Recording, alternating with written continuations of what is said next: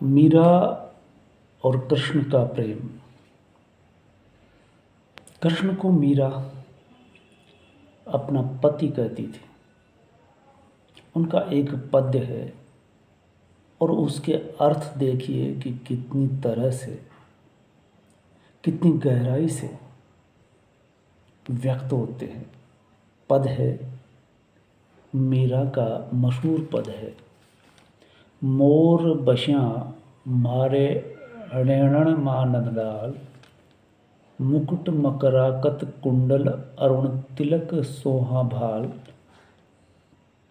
मोहिनी मूरत सांवरा सूरत नैण बण्या विशाल, अदर सुदारस मुरली राजा उर बैजंती माल, मीरा प्रभु संतों सुखदाया भगत बच्छल गोपाल। ये मीरा है, कृष्ण की ऐसी भक्त जो कृष्ण को ही अपना पति मान करके प्रेम करती है। महिला का प्रेम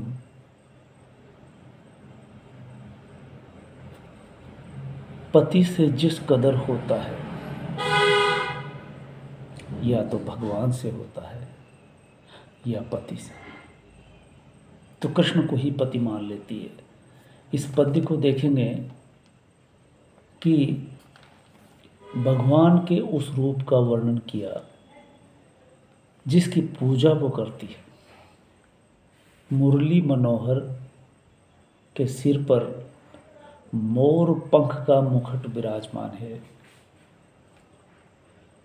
वो पीतांबर पहने हैं, उनके गले में वैजंती माला है। ये इस तरह से एक स्वरूप उभर करके आता है। वो वृंदावन में मुरली बजाते हुए गायें चराते हैं। कन्हैया की लीलाएं प्रकृति प्रेम से तदाकार है।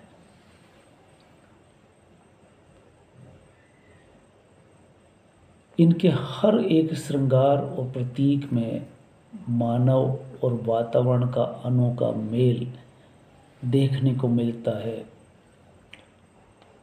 भगवान के इसी कृष्ण स्वरूप से जुड़े प्रतीकों के बारे में हम और गहराई से कैसे जान सकते हैं।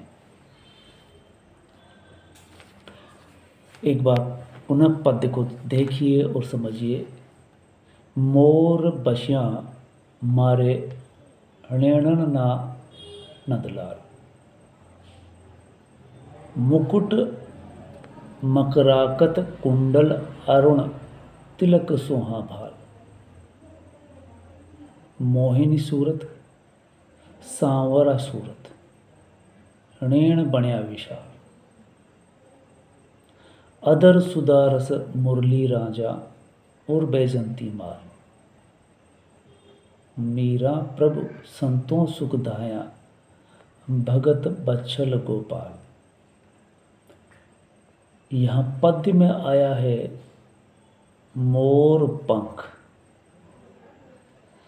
मोर पंख जो कृष्ण मुकुट की तरह अपने सिर पर लगाते हैं। देखिए, कृष्ण जब छोटे थे तब यशोदा माँ उनका श्रृंगार करती थी। उनकी मोहक छवि होने से एक माँ को इस बात का डर रहता है कि उनको किसी की नज़र न लग जाए, तो वो बुरी नज़र से, लोगों की बुरी नज़र से बचाने के लिए इस प्रकृतिमय मयूर के पंख का इस्तेमाल करते हुए उनके सिर पर सजा दिया करती थी। कृष्ण ने अपनी माँ की चिंता दूर करने के लिए हमेशा इस मोर पंख को अपने सिर माथे पर लगाए रखा। इस मोर पंख से बाल स्वरूप कृष्ण की सुंदरता और आकर्षक हो जाती। इस वजह से भी श्री कृष्ण के श्रृंगार में माता मोर पंख का प्रयोग करती है। दूसरा आता है वैजयंती माला, जो गले में वो पहना करते हैं। इसके बारे में देखिए, वैजयंती पौधा है जो एक बीज से, जो बीज होता है वो अपनी चमक नहीं खोता और आसानी से खराब भी नहीं होता। लंबे समय तक एक जैसे बने रहने के कारण इन बीजों से बनने वाली माला बनाई जाती है।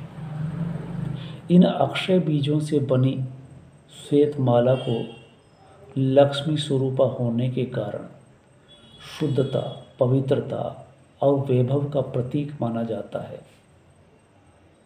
गीता के 8वें स्कंद में समुद्र मंथन में माँ लक्ष्मी के प्रादुर्भाव से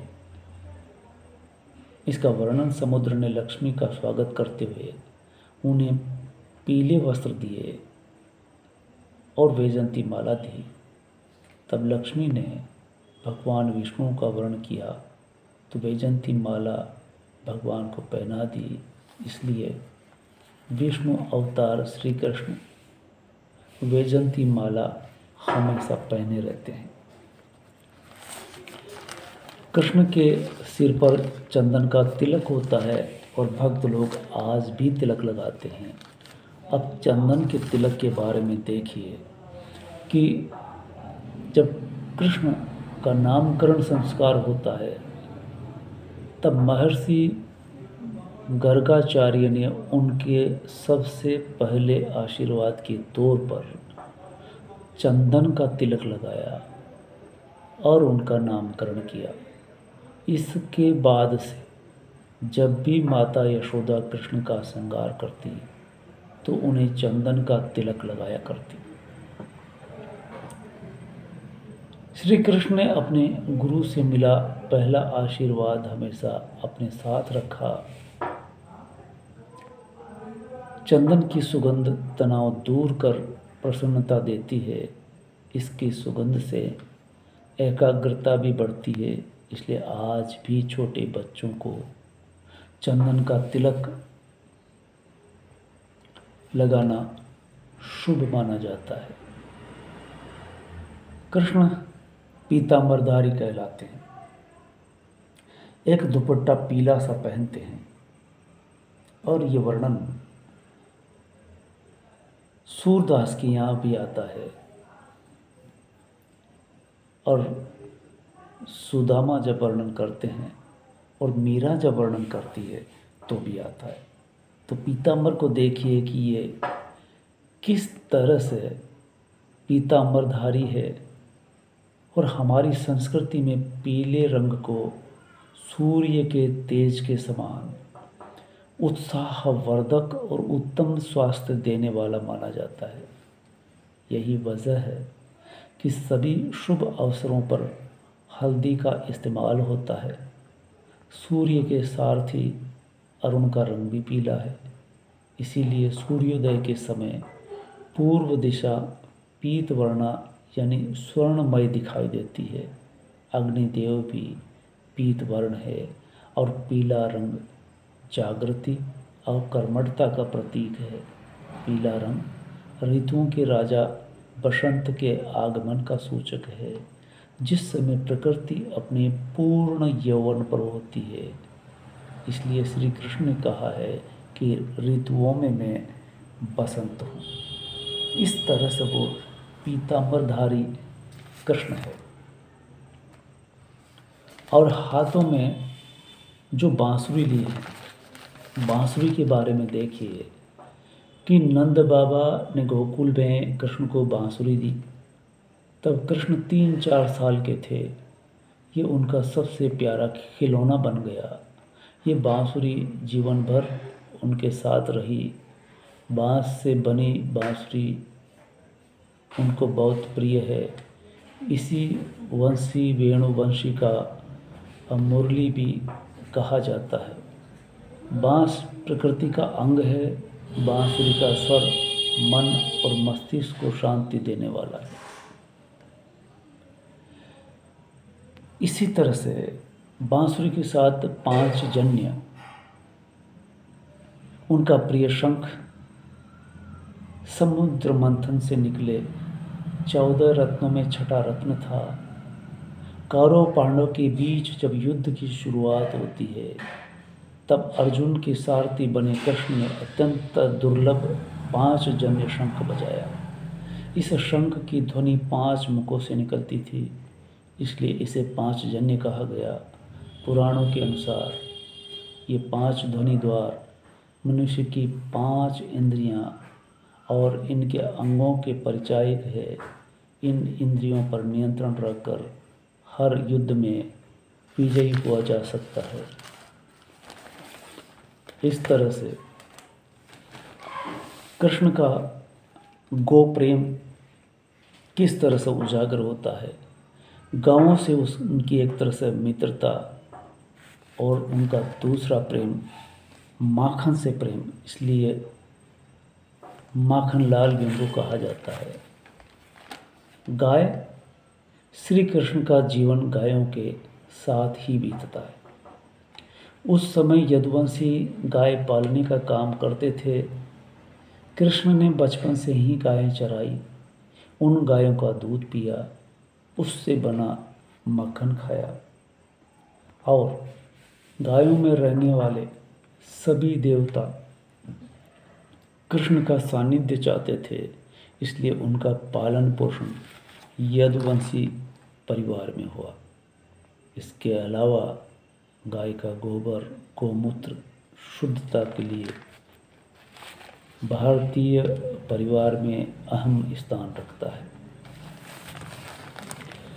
कृष्ण के जब भी बात आती है तो पता चलता है कि उनका माखन प्रेम गोपिकाओं के साथ जब वो रास रचाते हैं, गोपिकाएं मटका भर के मक्खन इधर से उधर लेकर के जाती है, तब कृष्ण उस मटके को या तो फोड़ देते हैं या गोपिकाओं के घर में घुस करके मक्खन चुरा लेते हैं, मित्रों को खिलाते हैं। तो देखिए इसके बारे में जो लिखा है कि नंद बाबा और यशोदा यदुवंशी थे, इसलिए उनके घर में खाने के लिए आसानी से गाय के दूध से बनी वस्तुएं ही मिल जाती। मक्खन लंबे समय तक शक्ति देने वाला होता है, इसीलिए यशोदा माँ ने श्री कृष्ण का अन्नप्राशन संस्कार मक्खन से ही किया। कृष्ण के जीवन की पहली मिठाई माखन मिश्री ही थी। माता के प्रेम से मिले मक्खन को श्री कृष्ण ने हमेशा अपने साथ रखा, इसलिए उनको मक्खन का भोग लगाया जाता है। तो हम देख सकते हैं कि किस तरह से कृष्ण और मीरा जब कृष्ण को याद करती है तो प्रकृति का प्रतिबिंब श्री कृष्ण के करैक्टर में उभर करके आता है। कृष्ण का चरित्र प्रकृति के आसपास, प्रकृति से दूर वो नहीं होते। इस तरह से कृष्ण को पीतांबरधारी यानी पीला और पीला रंग जो प्रकृति से मिला है, बंसी को बजाने वाले बंसी बजैया, और बंसी बांस से बनती है, वो भी प्रकृति के द्वारा ही। और जो मुकुट के रूप में सोने चांदी की मुकुट पहना करते थे राजा महाराजा और राम कृष्ण वगैरह, लेकिन कृष्ण मोर को ही मुकुट बना करके रहे। और जिसकी वो चोरी करते हैं सबसे प्रेम और सबसे प्रिय समझकर, वो है माखन। वो गायों के द्वारा गाय के दूध से बनता है, ये भी प्रकृति का दूसरा रूप है। और प्रकृति के ही सारे पशु जानवर, गाय प्रकृति ही है, तो वो गायों को चराते हैं। ऐसे कितने ही नाम है, उनके नामों में छुपी है प्रकृति की अनोखी झलक के जो श्री कृष्ण के स्वरूप में समाहित है। ये जो मैं बताने जा रहा हूँ ये कृष्ण के भास्कर में डॉक्टर श्री गणेश मिश्र के द्वारा इस तरह से प्रकृतिमय कृष्ण को दिखाया गया है। मैं उम्मीद करता हूँ कि आप मीरा के इस पद्य को और इस पद्य का अर्थ इस तरह से लगा सकेंगे। डॉक्टर मिश्र ने जिस तरह से भास्कर में लिखा और मुझे लगा कि ये आप सबको इस वीडियो के द्वारा भास्कर में जो निकला जन्माष्टमी के दिन अब मुझे पढ़ने को मिला, तो मुझे लगा कि इसे हम इस तरह से आपके सामने प्रस्तुत कर सकते हैं। धन्यवाद।